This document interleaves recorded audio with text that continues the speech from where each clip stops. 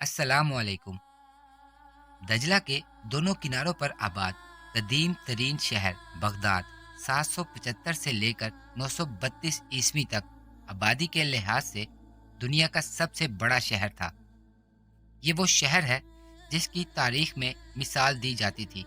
इसे इल्मो अदब और फ़नून सकाफ़त का गहवारा कहा जाता था और मौर्रखीन ने इसे मुस्लिम शान शौकत की एक अजीम तहजीब और बेहतरीन सकाफ़त की यादगार लिखा है। इसके बारे में मशहूर है कि अबू जाफ़र बिन अल मंसूर ने सन 762 में बगदाद की बुनियाद रखी और इनकी बसाई हुई ये बस्ती चंद अशरों बाद दुनिया की तारीख का अजीम तरीन शहर बन गया। इस जमाने में बगदाद का चर्चा सुनकर हिंदुस्तान से लेकर मिस्र तक इल्मो फ़नून में यकता काबिल बासलाहियत शख्सियात और दानाए वक्त यहाँ का रुख करने लगे। इनमें अदीब शायर, फ़लसफ़ी, मुफक्कर, साइंसदान और मुख्तलिफ अलूम के माहिर शामिल थे। उस वक्त तक वहाँ के मुसलमानों ने कागज़ बनाने का तरीका तक सीख लिया था और फिर ये शहर इन काबिल शख्सियात की आमद के साथ इल्मो अदबी सरगर्मियों का मरकज़ भी बन गया।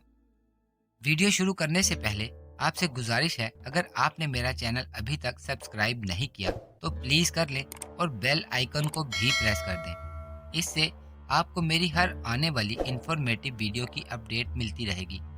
और अगर आपको ये वीडियो अच्छी लगे तो इसे लाइक भी कर दें। शुक्रिया। दोस्तों, वीडियो को शुरू करते हैं। शहर बगदाद ने अब्बासी खुलफा का ज़माना देखा और यहाँ खलीफा हारूनुर रशीद और मामून ने अजीम दारुल तर्जमा कायम किया, जिसमें यूनानी, लातीनी, संस्कृत, सरयानी और दीगर ज़बानों की कुतब का तर्जुमा किया गया। तारीख दानों ने लिखा है कि ये कुतब सदियों बाद यूरोप पहुंची और यूरोप के अरूज में अहम किरदार अदा किया। बगदाद में उल्मा और फुजला की इज्जत और तौकीर बढ़ाई जाती थी, इल्मी मशागल को अहमियत दी जाती और मशहूर है कि ऐसे बाकमालों को इनकी किताबों के वज़न के बराबर सोना दिया जाता या जवाहरात इनकी नज़र किए जाते। अजीमुशान मसाजिद, कुतुब खाने, मदारिस, इनके अलावा बगदाद में हर किस्म के साजो सामान से भरे हुए बाजार थे। यूं कहना गलत ना होगा, बगदाद अपने वक़्त में हर लिहाज से एक आइडियल शहर था और दुनिया का कोई कोना ऐसा ना था कि जहां के लोगों के दिलों में इस शहर खाबिदा में आबाद होने की चाहत मौजूद ना हो। सुल्तान सलाहुद्दीन अयूबी के दादा शाजी बिन मरवान भी इसी शहर बगदाद में अपना और अपने बच्चों का मुस्तकबिल बनाने के लिए कुर्दिस्तान से हिजरत करके यहाँ पर आए। फिर इनकी औलाद में से जो नाम आलमे इस्लाम का एक अजीम सुल्तान बनकर उभरा और पूरी दुनिया में और ख़ासकर यूरोप में अपनी धाक ईसाइयों पर ऐसी बिठा दी कि दोबारा यूरोपियों को सलीबी जंगें शुरू करने की जुर्रत ना हो सकी और आलमे इस्लाम के दूसरे सबसे मुकद्दस मुकाम अल कुदस को सलीबी जालमों के जुल्म से निजात दिलाई और फिर वहाँ से इस्लामी परचम को भी बुलंद किया। बगदाद एक वक्त तक इस्लाम का मजबूत किला बनकर आलमे इस्लाम को बाहर के सब खतरात से बचाता रहा।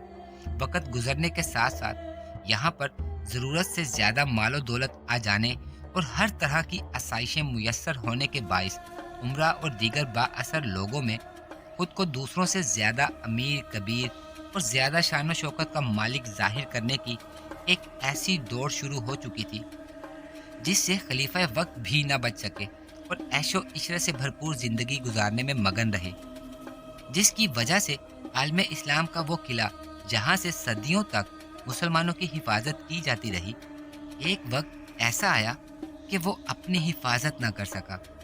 आज से ठीक 760 बरस कबल बगदाद पर चलने वाली एक नागहानी मंगोल आंधी ने मेसोपोटामिया और बगदाद की हजारों साला तहजीब के कदम ऐसे उखाड़े कि वो आज तक संभल नहीं पाए। खूनी होकर रही पूरा का पूरा शहर उजड़ गया तो बादशाह की बारी आई। मुसलमानों का खलीफा अपने ही शहर में मुजरमों की तरह वहशी हलाकू खान के सामने सर झुकाए खड़ा था।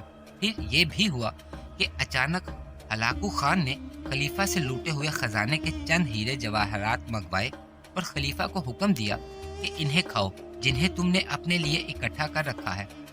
खलीफा ने जवाब दिया, मैं इन्हें कैसे खा सकता हूँ, जिस पर हलाकू खान के अल्फाज आज भी تاریخ کی کتابوں میں محفوظ ہیں کہ اگر تم نے یہ ہیرے جواہرات جمع کرنے کی بجائے انہیں اپنی فوج اور رعایا کی بھلائی پر خرچ کیا ہوتا تو آج تمہیں یہ دن نہ دیکھنا پڑتا۔ اس کے بعد خلیفہ کو ایک ٹاٹ نما قلین میں لپیٹ کر اس کے اوپر سے گھوڑے دوڑا دیے گئے۔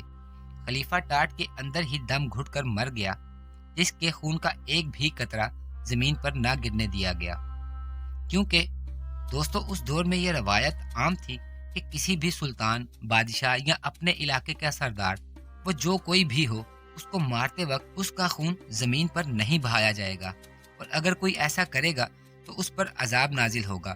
یہ ان لوگوں کا عقیدہ تھا اس دور میں۔ خیر، ہلاکو خان نے خلیفہ کے خون کا ایک بھی قطرہ بہائے بغیر اسے موت کی نیند سلا دیا۔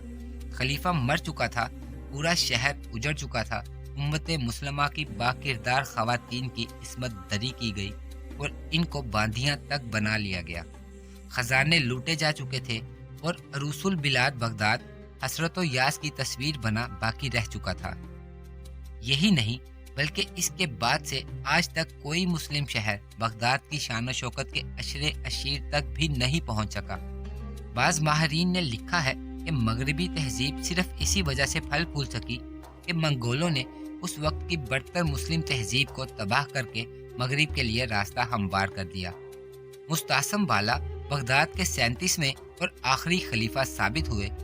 انہوں نے 1258 میں مشہور منگول حاکم ہلاکو خان کے سامنے ہتھیار ڈال دیے۔ اس روز شہر میں خون ریزی اور لوٹ مار کا وہ سلسلہ شروع ہوا جس نے علم و فنون اور تہذیب و ثقافت کا گویا ہر نقش اجاڑ دیا۔ تاریخ کے اوراق میں بغداد کی ایسی کئی عالم فاضل شخصیات کے نام محفوظ ہیں جنہیں دنیا بھر میں پہچانا جاتا تھا اور پہچانا جاتا ہے، اور ان کی عزت و تکریم کی جاتی تھی اور آج بھی کی جاتی ہے۔ فارسی کے عظیم شاعر شیخ سعدی خاصا عرصہ بغداد میں رہے۔ ان کے علاوہ علم کیمیا کا روشن نام جابر بن حیان الجبرہ کے بانی الخوارزمی، فلسفے اور حکمت کے دو عظیم نام الکندی اور الرازی، مشہور مفکر اور عالم الغزالی، عربی کے مشہور شاعر ابو نواس، تاریخ دان طبرہ اور کئی عالم دین اسی شہر کے باسی تھے جو دنیا کے لیے علم کے خزانے چھوڑ گئے۔ دوستو، مجھے اجازت دیجیے۔ اللہ حافظ۔